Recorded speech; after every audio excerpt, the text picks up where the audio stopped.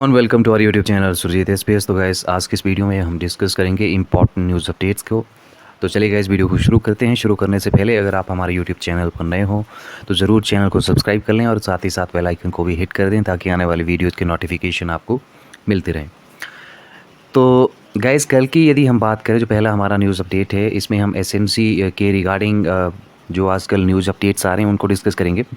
तो कल के वीडियो में ये आया था कि गवर्नमेंट जो है वो 15 अगस्त को जो एसएमसी जो एक तरह से पॉलिसी है उसको एक परमानेंट एज देने के बारे में इस तरह का आया था कल के न्यूज़पेपर में कि 15 अगस्त तक उनके लिए जो एसएमसी टीचर्स लगे हुए हैं उनको एक गुड न्यूज़ मिल सकती है या फिर उनको जो है वो कॉन्ट्रैक्ट में लिया जा सकता है।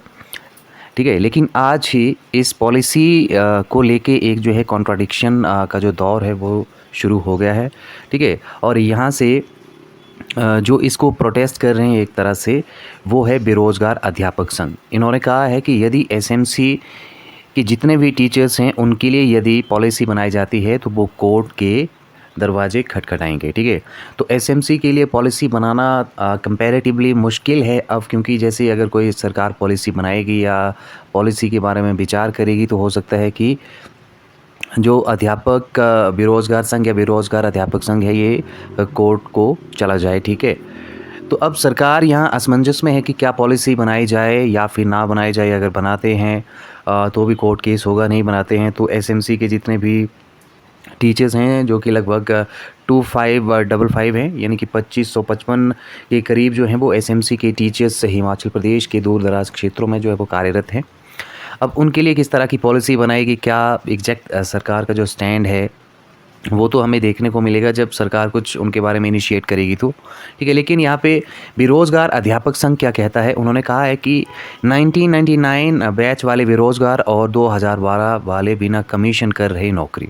ठीक है, इनका लॉजिक भी एक तरह से सही है, लेकिन सरकार को अवमानना याचिका दाखिल करने की दे डाली चेतावनी। और उन्होंने कहा है कि हम जो हैं वो अवमानना जो याचिका है वो भी कोर्ट में दायर करेंगे यदि जो एसएमसी के जितने टीचर्स हैं उनके लिए यदि पॉलिसी जो है वो फ्रेम की जाती है तो।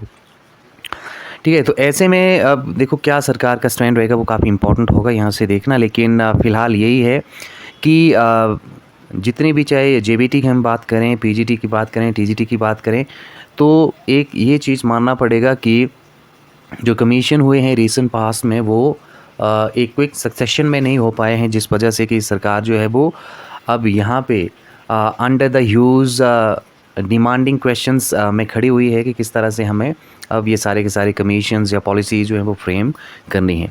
तो थोड़ा समय है अभी सरकार के पास, 2-1 महीने के करीब आप समय मान सकते हैं इन बिटवीन, यदि सरकार कमीशंस कंडक्ट करती है, जो जेबीटी टीजीटी वाला मैटर शॉर्ट आउट कर लेती है, एनटीटी वाला मैटर है, या फिर एसएमसी के रिगार्डिंग जो मैटर है उसको यदि वो शॉर्ट आउट कर लेती है तो फिर कुछ बात जो है वो यहाँ से बनती हुई नज़र आ सकती है सरकार के पॉइंट ऑफ व्यू से। ठीक है, खैर ये तो हमने बात कर ली एसएमसी टीचर्स और उनको किस तरह से प्रोटेस्ट किया जा रहा है बेरोज़गार अध्यापक संघ के द्वारा।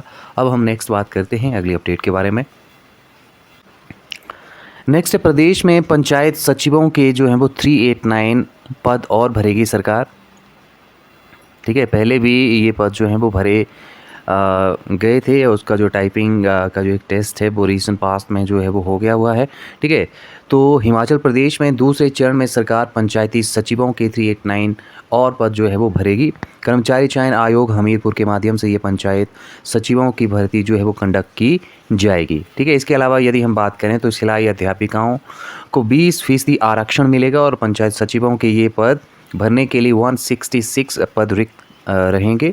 पंचायत सिलाई अध्यापिकाओं के लिए 10 साल का अनुभव और +2 का जो है वो उनकी योग्यता वो अनिवार्य रूप से रहेगी।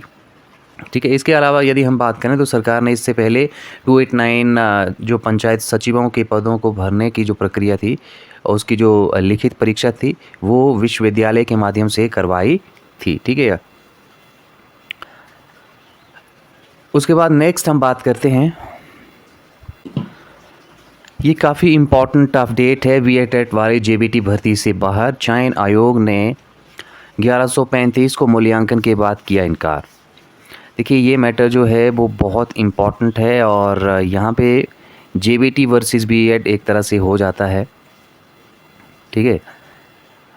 अब कमीशन ने क्या किया है कि 1135 का मूल्यांकन उन्होंने किया है, जिन्होंने बीएड टेट जो था वो किया था और उन्होंने जेबीटी एग्ज़ाम भी दिया हुआ था, उनको जो है वो अब आयोग ने एक तरह से मूल्यांकन के बाद जो है इनकार कर दिया है। अब एग्जैक्ट मैटर ये है कि जेबीटी टेट वाले बीएड धारकों पर आयोग ने क्लैरिफिकेशन जो है वो मांगा है। हाई कोर्ट पहले ही रिजेक्ट कर चुका है राज्य सरकार का एप्लीकेशन। तो ऐसे में देखो जेबीटी भर्ती से बीएड टेट वाले अभ्यर्थी जो हैं वो बाहर हो गए हैं और हिमाचल सरकार से क्लैरिफिकेशन जो है वो मिलने के बाद ही जो हमीरपुर कर्मचारी चयन आयोग है, ऐसे में 1135 अभ्यर्थियों को मूल्यांकन के बाद ही बाहर कर दिया गया है, जिनके पास बीएड की डिग्री थी और टीचर एलिजिबिलिटी सर्टिफिकेट भी बीएड का ही था। आयोग की ओर से प्रारंभिक शिक्षा विभाग को भेजे गए पत्र के अनुसार कुल 3236 अभ्यर्थियों को मूल्यांकन के लिए बुलाया गया था। उसमें से 1098 ने इस प्रक्रिया में हिस्सा लेना ठीक नहीं समझा और वो एब्सेंट रहे।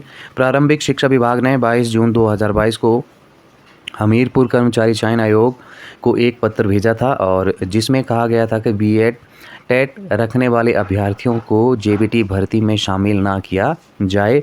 लेकिन अब हमीरपुर जो कर्मचारी चयन आयोग है, प्रारंभिक शिक्षा विभाग से एक और क्लैरिफिकेशन मांगी है और पूछा है कि ऐसे बीएड डिग्री धारकों को क्या करना है जिनके पास जेबीटी का टेट जो है वो अवेलेबल है, ठीक है। तो ये मामला काफ़ी एक तरह से आप गंभीर कह सकते हैं। काफ़ी टाइम से ये जो मैटर है वो चले आ रहा है और अब ये लास्ट स्टेज में है, जब आपका इवैल्यूएशन जो है वो हो चुका है जेबीटी वालों के लिए। तो रिज़ल्ट इसका कब तक आता है उसका हम करेंगे वेट, ठीक है।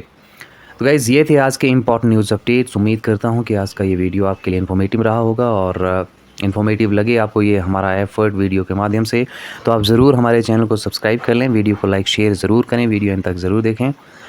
इसी तरह से आप हमें और हमारे चैनल को बूस्ट करते रहें। Thank you very much.